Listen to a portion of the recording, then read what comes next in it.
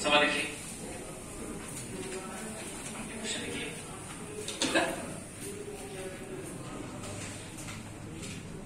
किसी बेटा bye language तो फिर सभी लोग बाय लैंग्वेज है कितने सब लैंग्वेज सुनना नहीं चाहिए।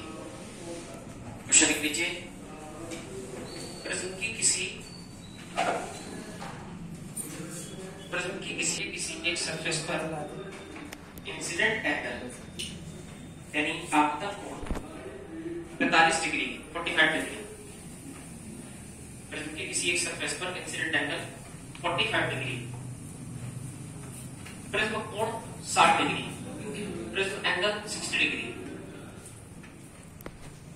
प्रिज्म कोण यानी प्रिज्म का एंगल 60 डिग्री। अगर लाइट रे, अगर प्रकाश की किरण, अगर लाइट रे इस प्रकाश की किरण न्यूनतम विचलन की स्थिति में मिनिमम डेविएशन कंडीशन, अगर लाइट रे न्यूनतम विचलन की स्थिति में हो तो एंगल ऑफ मिनिमम डेविएशन, तो angle of minimum deviation means न्यूनतम विचलन कोण और प्रिज्म का रिफ्रैक्टिव इंडेक्स बताइए। तो एंगल ऑफ मिनिमम डेविएशन न्यूनतम विचलन कोण, न्यूनतम विचलन कोण और प्रिज्म का अपवर्तनांक रिफ्रैक्टिव इंडेक्स ऑफ प्रिज्म बताइए।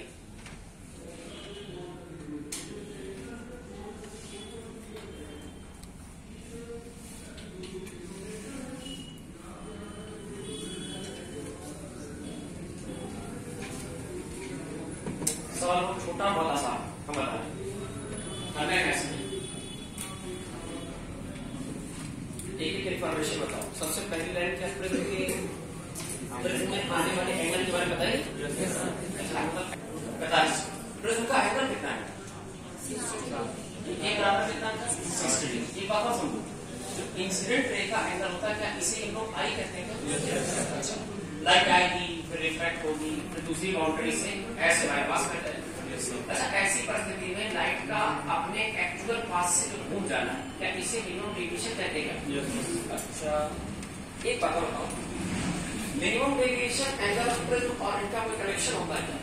अगर आपको शायद याद है हमने कहा था मिनिमम डेविएशन या डेविएशन, डेविएशन का मतलब विजुअल से,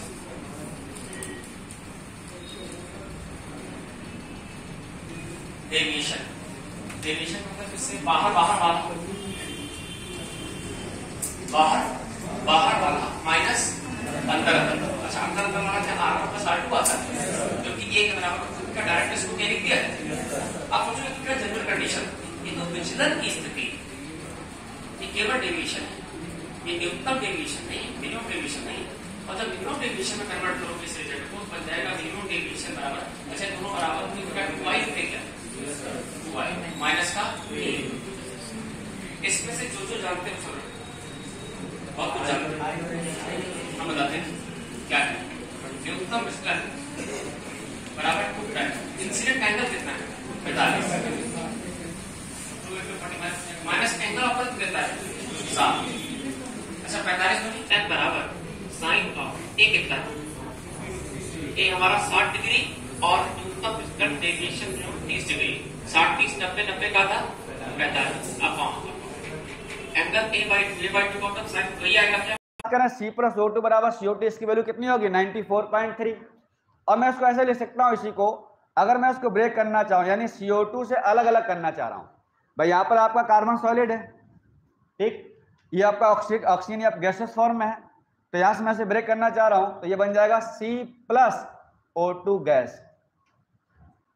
यहाँ कह सकता हूँ जो डेल्टा H का मान है वो हो जाएगा प्लस में 94.3 किलो कैलोरी प्रति मोल। कुछ बात समझे? किसी कंपाउंड यानी 1 मोल कंपाउंड के बनने में उसके एलिमेंट से जितनी ऊष्मा की मात्रा उत्सर्जित होती है उस कंपाउंड को ब्रेक करने पर उतनी ऊष्मा की मात्रा आपको देनी पड़ेगी। और टोटल एनर्जी होती है दोनों कितनी होती है, वो बराबर होती है, और इसी को बोलते हैं लेवोसियर और लैप्लास का नियम। बात समझो कुछ, तो इसमें कुछ नहीं है, केवल परिभाषा डेफिनेशन बेस्ड क्वेश्चन आता है कई बार कि बताइए लेवोसियर का लॉ क्या है, तो हम लोग कह सकते हैं किसी एक मोल कंपाउंड के बनने में उसके एलिमेंट से जितनी उष्मा मात्रा उत्सर्जित होती है उतनी ही मात्रा उस बॉन्ड को ब्रेक करने यानी एलिमेंटल फॉर्म जब चेंज करोगे तो उतनी एनर्जी आपको देनी पड़ेगी। इसका मतलब हम कह सकते हैं निकली हुई उष्मा बराबर लगी हुई उष्मा, कह सकते हैं, यानी the value of exothermic equal to value of endothermic. यही मान क्या है भाई, एक्सोथर्मिक क्या होता है, डेल्टा से नेगेटिव, ये क्या प्रोसेस आपका है एंडोथर्मिक, यानी आपने इसमें उष्मा दी है। मैं क्या बोल रहा हूं, किसी बॉन्ड को ब्रेक करने में एनर्जी देनी पड़ती है और किसी बॉन्ड के बनने में एनर्जी रिलीज होती है, जो उतनी एनर्जी रिलीज होगी जितनी एनर्जी आपको बॉन्ड ब्रेक करने में देनी पड़ेगी। इसी को हम लोग बोलते हैं लाप्लास और लेवोसियर और लाप्लास का नियम। ठीक, तो खाली इसमें परिभाषा ऐसे ही लिख लो और परिभाषा लिख लो, यहां पर हम लोग समझ चुके हैं, यहां लिख लो हम लोग लिखेंगे नहीं, हम लोग लिखेंगे नहीं क्योंकि हम लोग समझ चुके हैं। लिख लो भाई, हम लोग समझ चुके हैं, हम लोग समझ गए। क्या समझ गए, डॉट डॉट। कुछ नहीं बता चुका हूं, तब से मैं चिल्ला हूं थर्मोकेमिस्ट्री में कि किसी बॉन्ड के बनने में एनर्जी रिलीज होती है, किसी बॉन्ड को ब्रेक करने में एनर्जी देनी पड़ती है। आप ये पढ़े हैं बॉन्ड एनर्जी में या बॉन्ड डिसोसिएशन एनर्जी में। ठीक, इसीलिए बॉन्ड एनर्जी जो प्रोसेस होता है वो ऑलवेज कैसा होता है, एंडोथर्मिक। हम बताया था आपको, बॉन्ड एनर्जी जब ये निकालनी होती है तो डेल्टा एच का वहां पर मान कैसा आएगा, पॉजिटिव। हाँ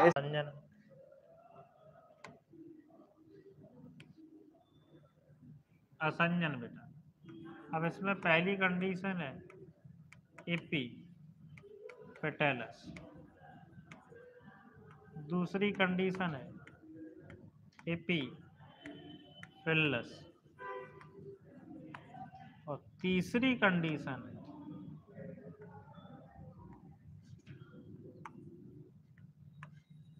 गाइनेंड्रस। इसको बोलते हैं बेटा एपीपेटेलस दल लग्न, दल से लगा हुआ दल लग्न, और इसको बोलते हैं बेटा परिदल लग्न, और इसको बोलते हैं पुंजायांगी। अब सुनना, नाम से पता चल रहा हो ये क्या है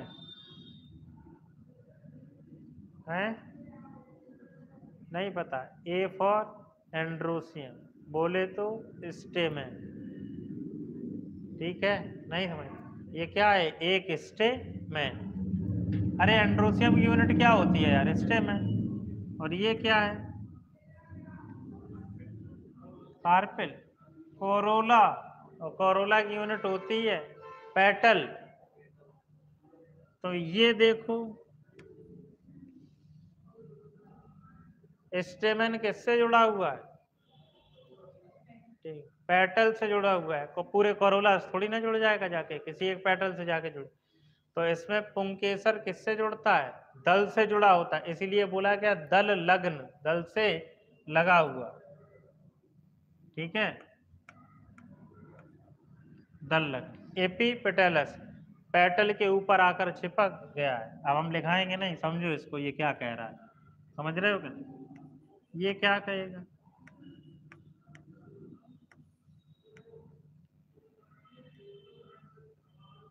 पुंकेसर परिदल से आके लग गया।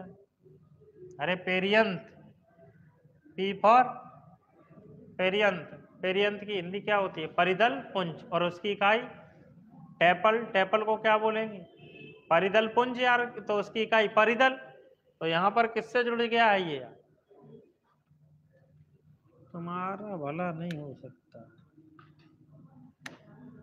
लो, ये है दल और ये है पुंकेसर, अब ये एरो का मतलब समझ में आ रहा है कि जुड़ रहा है, कि वो भी बताएं। ये है परिदल और ये है पुंकेसर। तो पुंकेसर पुंकेसर से जुड़ रहा है क्या? तभी क्या बोला गया? असंजन। यहां पर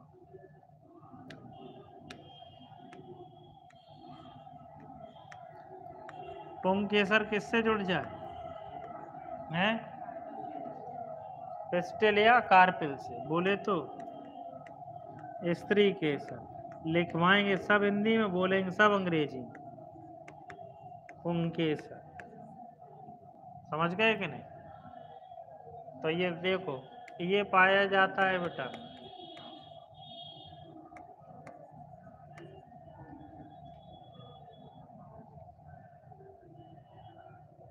सोलेनेसी।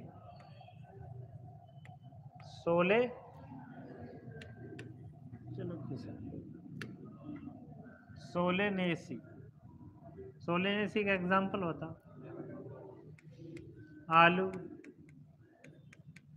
टमाटर, मिर्च,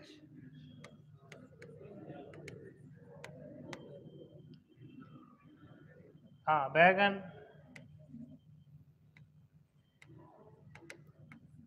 बहुत सारे, बस बहुत हो। ठीक है। मालवेसी। अब देख रहे हो मालवेसी उधर भी थी और इधर भी है। मालवेसी की नहीं लिखेंगे दोबारा। कंपोजिटी, उसके भी बता दिए, अब दोबारा नहीं लिखेंगे। अरे बताया तो था सूरजमुखी के अंदर। ये तीनों एक फैमिली किसमें आती हैं? इन तीनों फैमिली में ये निशान जरूर मिलेगा आपको सूत्र फ्लोरल फार्मूला में। समझ रहे हो कि नहीं?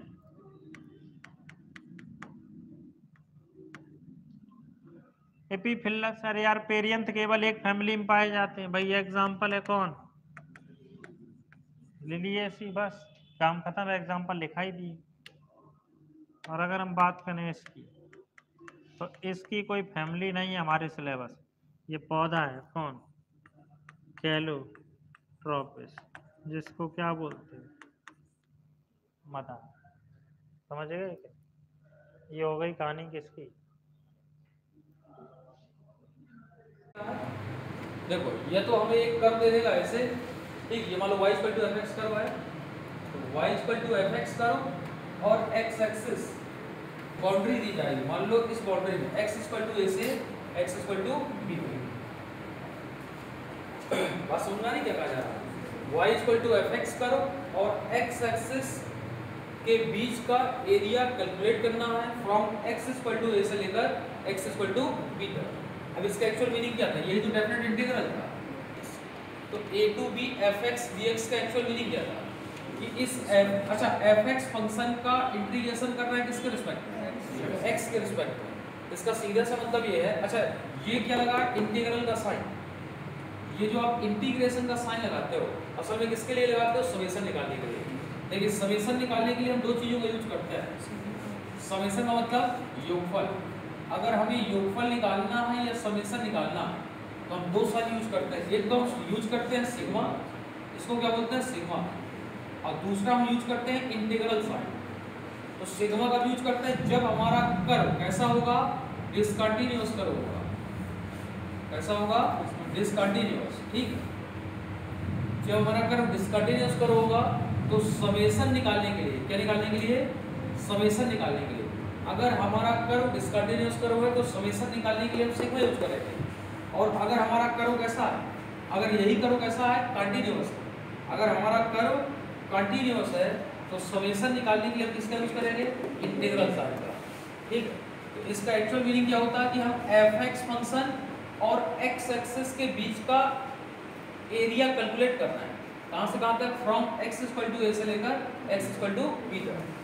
लेकिन एक बात ध्यान रखना, अगर आप fx फंक्शन और x एक्सिस के बीच का रीजन का एरिया कैलकुलेट कर रहे हो from x equal to a से लेकर x इक्वल टू b तक, इसका मतलब ये है ये जो आपका fx फंक्शन है कैसा होना चाहिए? कंटीन्यूअस कर्व होना चाहिए। अगर fx कर्व कंटीन्यूअस, तो आप इसको ऐसा क्यों ब्रेक करते थे? या 1 से 2 गए, फिर 2 से 3 गए, और फिर आप 3 से 4 जाते थे, 4 से 5 जाते थे। ऐसा क्या रीजन था? ऐसा सिर्फ एक रीजन है, क्योंकि ये जो ग्रेटेस्ट इंटीजर फंक्शन है ये कंटिन्यूअस नहीं होता। कहाँ पर? 1 से लेकर 5 तक ये हमेशा कंटिन्यूअस नहीं होगा। इसकी कंटिन्यूटी ब्रेक होगी कहाँ पर? इंटीजर पार्ट पर। ये आपको लिमिट पढ़ाया गया। ग्रेटेस्ट इंटीजर फंक्शन कितने पार्ट पर डिसकंटिन्यूअस होता है? इनफाइनाइट पार्ट पर। कौन से पार्ट पर? इंटीजर पार्ट पर। आप किसी भी इंटीजर पर ग्रेटेस्ट इंटीजर का लिमिट निकालो, बार बार क्या आएगा? क्या आएगा? ना तो left hand limit right hand limit बराबर नहीं आएगी, मतलब सेम नहीं आएगी। ठीक है, तो ग्रेटेस्ट इंटीजर फंक्शन वैसे भी अगर आप इसका कर्व बनाओ, अगर आप इसका ग्राफ प्लॉट करो तो देखो ग्राफ कैसे प्लॉट करोगे। तो अगर हम इसका ग्राफ प्लॉट करना चाहें, मान लो मैं पॉजिटिवली बात कर रहा हूँ, तो देखो हम जानते हैं कि अगर हमारा x 0 से 1 के बीच में है तो इसके लिए जो मेरा ग्रेटेस्ट इंटीजर फंक्शन होगा वो कितना होगा? ग्रेटेस्ट इंटीजर फंक्शन की जो वैल्यू होगी वो क्या होगी? 0। 0 से 1 के बीच के हर एक x के लिए विद इंक्लूडिंग 0 उसका इंटीग्रल पार्ट या ग्रेटेस्ट इंटीजर फंक्शन की जो वैल्यू होगी वो 0 होगी।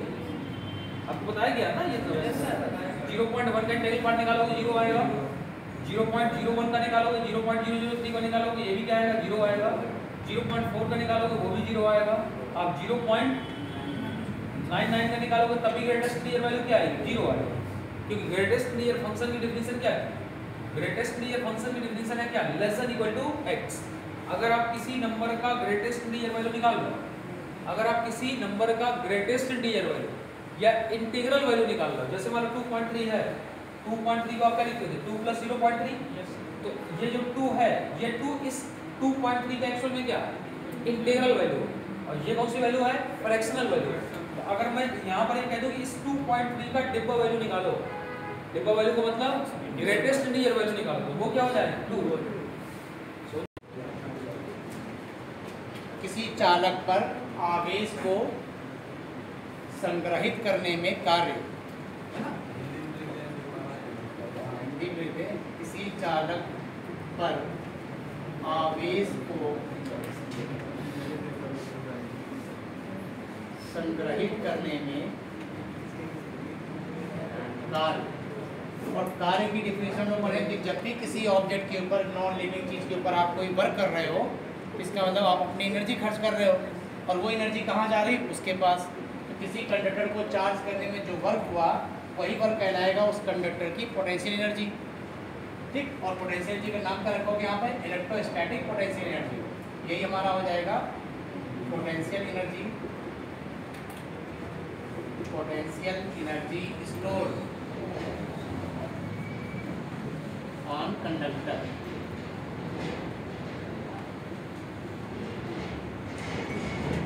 चालक पर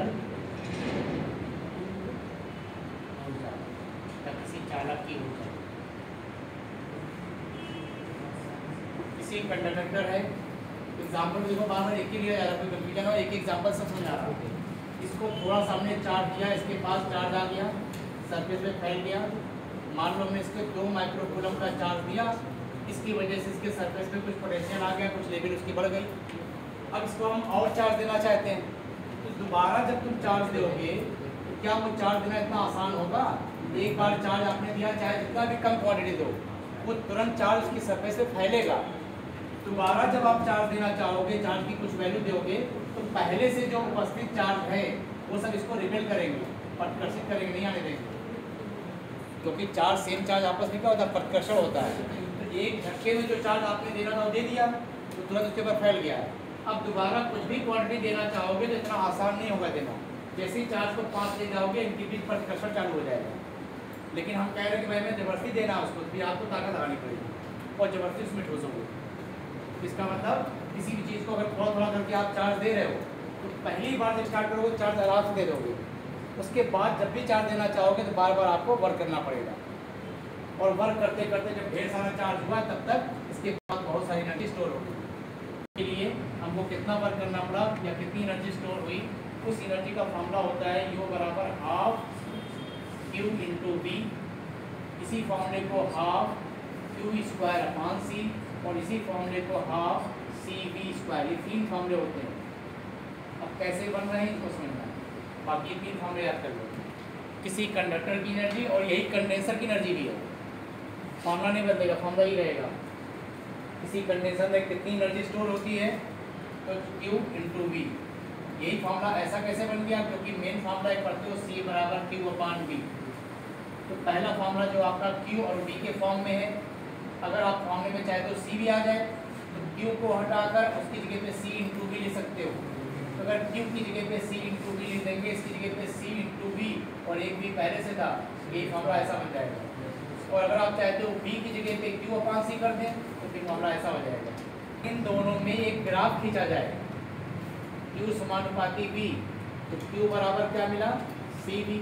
C को हमने बोला कांस्टेंट और इसी को हमने बोला था कैपेसिटेंस यानी धारिता। ठीक, तो धारिता का फॉर्मूला बन गया था Q अपान V। ये फॉर्मूला भी इसी बनाया गया था। अब जरा इन दोनों के बीच में ग्राफ खींचो, बताओ ग्राफ कैसा आएगा। मान लो इधर हम V दिखा रहे हैं पोटेंशियल और इधर दिखा रहे हैं चार्ज यानी Q और V में ग्राफ खींचो। जिन दो चीज़ों के बीच ग्राफ खींचना होता है, अगर वो सीधे समानुपात में होते हैं तो इन दोनों के बीच ग्राफ एक स्ट्रेट लाइन बनेगी। तो यहाँ पे जब ग्राफ मिलेगा वो ऐसा मिलेगा। इस ग्राफ का जो स्लोप होगा, जो ढाल होगी, वो क्या बताएगी, पहले बता चुके, जब भी दो राशियों के बीच में ग्राफ खींचा जाए, उस ग्राफ की जो स्लोप निकालोगे, जो ढाल निकालोगे, वो क्या देगी, ये पता करने का तरीका है। वाई एक्सिस पे क्या लिखा है, एक्स पे क्या लिखा है। वाई पे लिखा Q, एक्स पे लिखा V, Q अपान V, तो Q अपान V दे देगा। और Q अपान V क्या दिया, C है। यानी इस ग्राफ का अगर स्लोप निकालोगे तो वो आपको कैपेसिटेंस बता देगा।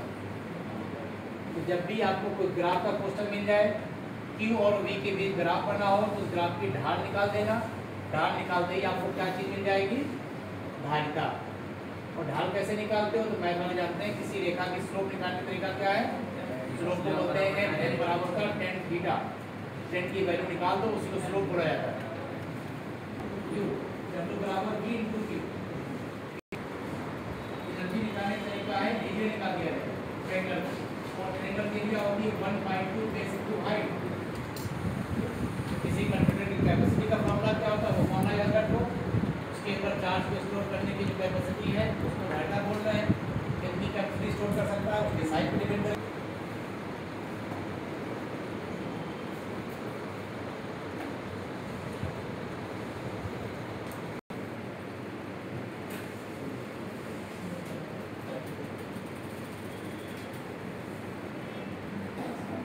नोट कर लेना, बता देना।